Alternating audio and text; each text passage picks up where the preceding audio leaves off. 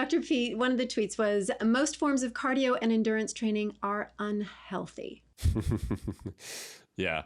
So That's this is a one statement. of his this is one of his most controversial statements, and I would say it's related to what we were just talking about in terms of Wim Hof a little bit, which is that I think whether Wim Hof method is a good idea, one of the other reasons why it might be a good idea or a bad idea is what state you're in when you start.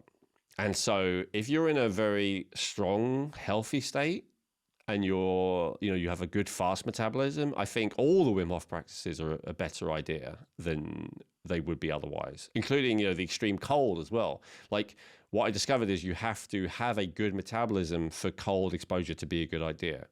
If your thyroid is really underactive and your metabolism is low and your core temperature is low, you will really struggle with cold exposure and you'll also feel worse. And I think to some degree that's true of the breathing. I've never heard of that before. So that's really interesting. So somebody that's really working on their thyroid should potentially not use that as, using cold, because you think that that's supposed to be something that's super healthy for you. But I guess there's a maybe not in certain instances. It's definitely not always healthy to you. And I think even Wim Hof's method, they agree with that. They say if you're ill, don't do it, right? Why not do it if you're ill, if it's so healthy? Well, because you're already run down, right? Well, if your thyroid hormone is, if your thyroid gland is down, then you're always a bit run down. You're always on the brink of having some chronic issue when your thyroid hormone is sufficiently low. So Dr. Peat, I don't think I got the quote in the sheet I prepared for you, but Dr. Peat certainly was of the mind of that cold exposure can be a good thing if your metabolism is fast enough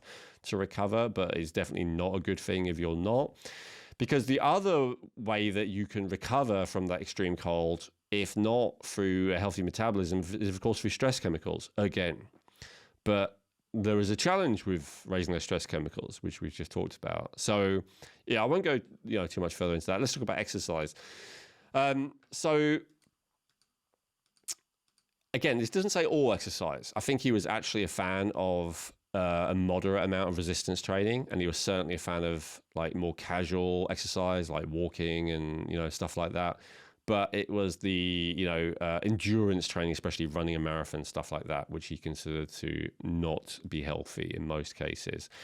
So in fact, I've got quite a lot of quote. Let's just get into that, Chrissy, to explain that. I won't speak for him in this case. Incidental stresses such as strenuous exercise combined with fasting, e.g. running or working out before eating breakfast, not only directly trigger the production of lactate and ammonia, they also are likely to increase the absorption of bacterial endotoxin from the intestine. Endotoxin is a ubiquitous and chronic stressor. It increases lactate and nitric oxide, poisoning mitochondrial respiration, precipitating the secretion of the adaptive stress hormones, which don't always fully repair the cellular damage. I mean, I always hear people saying, yes, I do my workout before I have my breakfast. So then maybe they're, that's massive. And I've done that for years and years. So it's so reading this, it's that's not a good idea. Yeah, it's such a bad idea. I mean, I follow a lot of health people on different platforms, and who it's definitely not a good idea for, and I've heard it from them, is women generally. It's a lot worse of an idea for women than men, is what I generally hear. I think there's a few reasons for that. I think the tendency for high estrogen is one of them. The tendency to be more likely to suffer from hypothyroid is another one. We really talked a lot about this in the episode on insulin resistance as to, whether intermittent fasting is a good idea. But again, here's the thing to understand. When Dr. Peat says all of those things, that increases the absorption of endotoxin into the bloodstream, that stresses the body, that increases lactate, that increases nitric oxide, that it reduces mitochondrial respiration, which poisons energy production, that it increases the excretion of stress hormones, that it doesn't allow you to repair cellular damage. Every single thing there will be based on facts and evidence. There'll be studies to support it. The most you can say with Dr. Peat is not that he's making it up, but that he's missing something, right? So there may be a bunch of other studies that say, but they also da-da-da, and therefore it's actually good. But all of those things are true, if that makes sense. And so we just have to, weigh that up. So I think it probably was good that we started talking about the cold with this segment rather than the previous segment where we're talking about breathing, because to me, exercise is another example of that. I think Dr. Peat is correct. And so there's this concept of hormesis. So hormesis is a stressor that is ultimately beneficial. You can see that in a plant, that I remember there was this thing with plants where they did this study and they tried to create the ideal conditions for them. And it was like the perfect light, the perfect amount of CO2, the perfect amount of oxygen, perfect amount of water, perfect amount of nutrients. And then the plants ended up growing really weak and collapsing and weren't able to handle their own crops, basically. The crop was a complete failure. And they realized that the reason was because they never had any wind. They never had any wind to buffer them, which would make the infrastructure, like the stems and that, fibrous enough to hold them up, despite then having the fruits. And so it's the similar concept, like things like cold exposure, things like extreme breathing practices, and even things like endurance exercise, they are stressors like the wind. So the question is, there's a certain amount of wind that will just destroy a plant, and there's a certain amount of lack of wind that will weaken a plant. And so it's the right level of stressor given the context. Some plants are able to handle the stressors a lot more than others. The more that they have all the things they need, like light and oxygen, CO2 and nitrogen and phosphorus and blah, blah, blah, the more they have all that stuff they need, the more they'll be able to handle the stressors without it actually being a negative factor that, I'm sure you've seen when you blow in a fan on a plant too much and it starts to dry out and it's actually damaging it, right? So it's the right balance always. And so I think all these things do happen with exercise. As I say, Dr. Peat doesn't make any of this stuff up. The question is, are you able to handle it? Is it, the whole Nietzsche quote of whatever doesn't kill you makes you stronger? I remember someone tried to tell me that in my 20s and I was a typical smart aleck and I said, what about stroke? And they said, I remember their reply was also clever. They said, I think it would behoove you to act as if it's true, even if it's not actually true. And there's a certain wisdom to that. So it's tricky, right? And so how would Dr. Peat handle this distinction of how much is too much? I won't speak for him, but I'll say what I would imagine. I think you would calibrate that by the effect on your metabolism. So, for instance, with the cold water, if a couple of hours later your metabolism is high again with all the signs that you use for that we talked about in the last episode, then doing that periodically may well be good. It may well be hormesis. It's strengthening you. Same with exercise. So I think with exercise, and I think this reflects what Dr. Peat said as well, the key thing is how you feel afterwards, and not immediately afterwards, because immediately afterwards you're high on endocannabinoids. They used to think it was endorphins, by the way, that made you high after exercise, but they've realized now it's more endocannabinoids. It's also obviously dopamine. It's also cortisol and adrenaline that make you feel energized. So not then, but how do you feel a few hours later when all of that stuff is largely worn off? If basically great, no difference, or maybe slightly better, then it was hormesis. Then it's actually something that strengthened you by giving you a little bit of push. But if it's exhausted, if it's tired, if it's fatigued, if it's run down, if it's achy, if all those things, right, then it's probably built up too much lactic acid. It's probably reduced thyroid hormone too much. It's probably reduced immune function too much. And so, and again, this is all the stuff where, because we're so disconnected from nature and our bodies and all the rest of it, we have to get into all these detailed theories, and I'm guilty of that, and Dr. Peat was guilty of that. But of course, before, a person could calibrate that just by being in tune with their body, right? They would do the amount of exercise that felt good but not excessive, and then afterwards they would know it is not excessive because they still feel good, and it's as simple as that. But these days we're so disconnected that we do stuff because this person said to, or that person said not to, and so we have to kind of do it all from scratch, which is fine because it means we learn lots of interesting stuff along the way. But anyway, so yeah, I don't know if that addresses, Chrissy, the oh my god, that's the opposite of everything I've been told. No, it does, because the science behind it of saying what it triggers by having that the strenuous exercise combined with fasting, I didn't understand. I've never heard the science behind that before. So now it's like, oh, there's my why. Okay, don't do that. Whereas before I thought, oh, it's always good to work out in a fasted state because you're burning more of the stuff that you want to burn. But actually, not according to this. I'd say that's definitely untrue because, as we talked about when we talked about insulin resistance, your body will tend to burn muscle first in that situation and glycogen from stores in your muscles and liver. And to the degree that it does break down fat, lipolysis, that's freeing up free fatty acids, which then have inflammatory effects on the body and increase insulin resistance. So none of that's really good from my point of view. The better way of burning fat is to increase metabolism.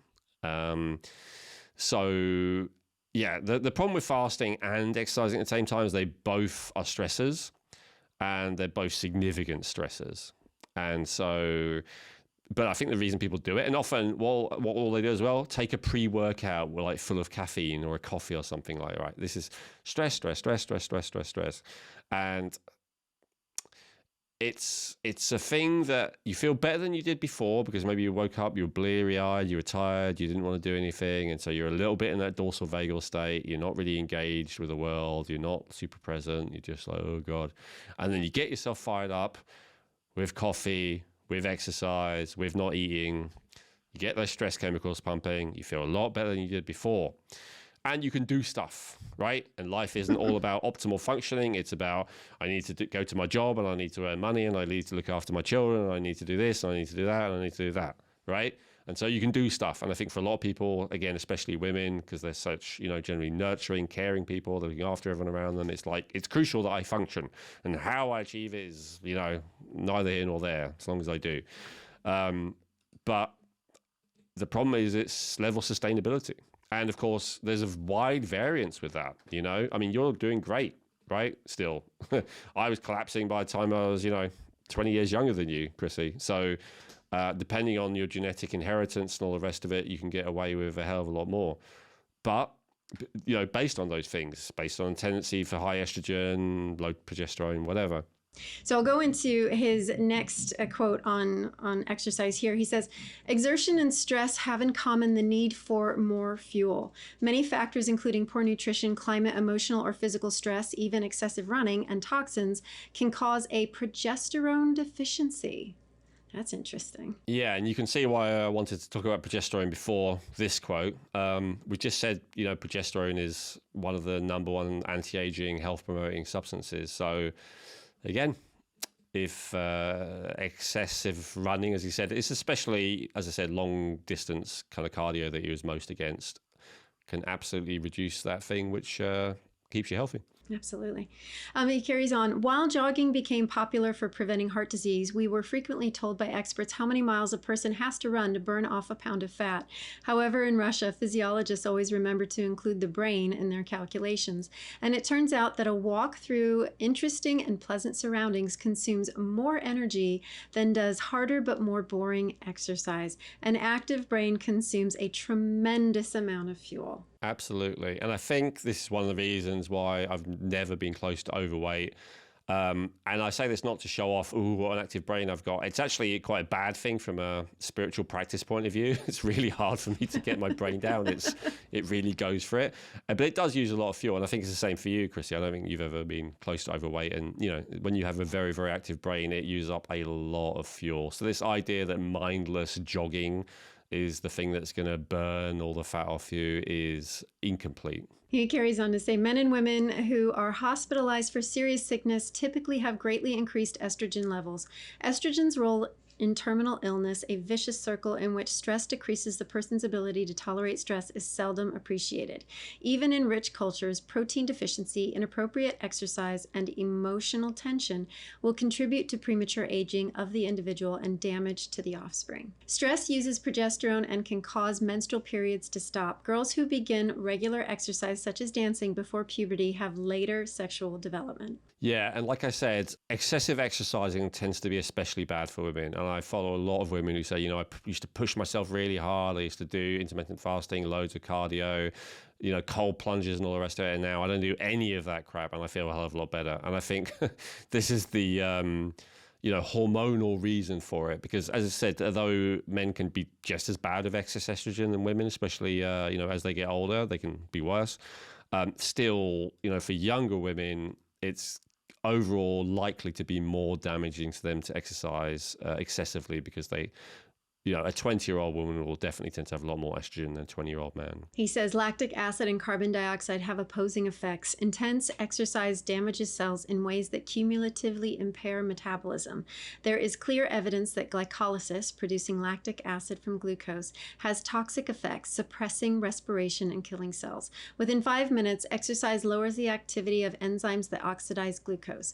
Diabetes, Alzheimer's disease, and general aging involve increased lactic acid production and accumulated metabolic mitochondrial damage. Now, people listening to that go, well, what does it mean? Don't get off the sofa then? No. The definition of exercise, but so is walking okay? Yeah, probably. Is running okay? Actually, yeah, maybe. Because again, the definition is not the activity. The definition is how it makes you feel. If you're so fit that jogging for 20 minutes, you're not out of breath at all, you feel totally fine afterwards, no exhaustion, no nothing, then everything that you just read out, Chrissy, probably barely applies to you, right? But if you're so unfit that 20 minutes of walking makes you out of breath and exhausted and all the rest of it, then everything that you just said probably does apply to even walking. So I think exercise, to the degree that it doesn't have any suppressive effects, is beneficial, and everyone who talks about that is right. It's just that there's a limit. And I think actually everyone agrees about this. I follow a lot of personal trainers as well, and they talk about this level of exercise that boosts the immune system, and there's level of exercise that suppresses the immune system. That's well studied and well talked about in this day and age. But I think it's also true for what Dr. Peat's talking about. There's probably a level of it that helps the thyroid, but there's a level that suppresses. There's a level that helps progesterone, and there's a level that suppresses. And my understanding of the thing that tips it to be excessive is the stress chemicals. So if you can do it without raising stress chemicals, then that's better. And of course, because you're trying to avoid raising stress chemicals, that's why doing it fasted is the last time that you'd want to do it, because you're going to have raised stress chemicals because you're fasted. Yeah, no, that definitely makes sense. He carries on, since lactic acid is produced by the breakdown of glucose, a high level of lactate in the blood means that a large amount of sugar is being consumed. In response, the body mobilizes free fatty acids as an additional source of energy. An increase of free fatty acids suppresses the oxidation of glucose. This is called the Randle effect, glucose fatty acid cycle, substrate competition cycle, etc.